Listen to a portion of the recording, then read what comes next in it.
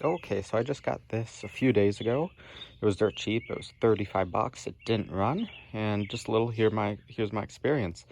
I can't find anything about this one. It's the Coleman OHV 2800, and it has a Japanese motor. So it has a Suzuki H160A 162cc made in Japan with a Japanese carburetor. Something with an M, I believe, and I can't remember. Anyways, point is, you can't buy any parts for this motor, the carburetor, anything. They discontinued it. It's pretty old. So here's been my experience. The carburetor was pretty shot on this. Super dirty. All the fuel line was just dried out. Everything gunked up. Fuel tank. So here's what I did.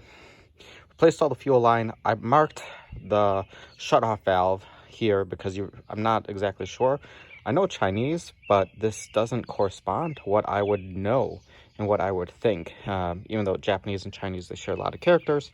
But it's funny because it is in Japanese on the shutoff, but it's not what I thought would be for a shutoff.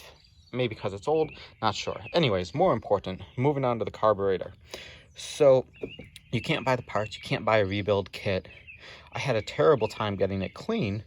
Finally I did, and it finally runs. The main problem I had was with the needle and seat, and I'm still waiting on that. So the seat was all worn, it's rubber. The needle is actually plastic, it looks plastic and spring loaded. So what happened was I was cleaning it, carburetor cleaner, and then of course the seat swelled up, and then it just cut off all fuel. So kind of stuck.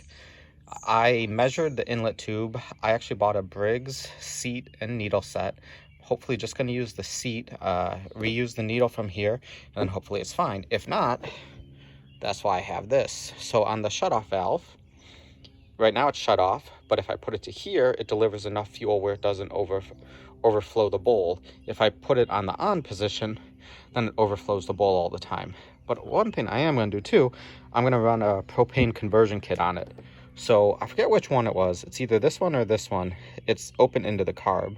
And I'm going to try to do it propane through that. I'm going to mount the regulator probably on this panel right here. It looks like a good spot. It's secure, and go from there. So my experience with this, they don't make any parts. You can't get an air cleaner. I bought a generic Honda like GX 390, and I'm going to cut it down, but you can't find anything. I called the only place I found online. It was like Arkansas Power Equipment.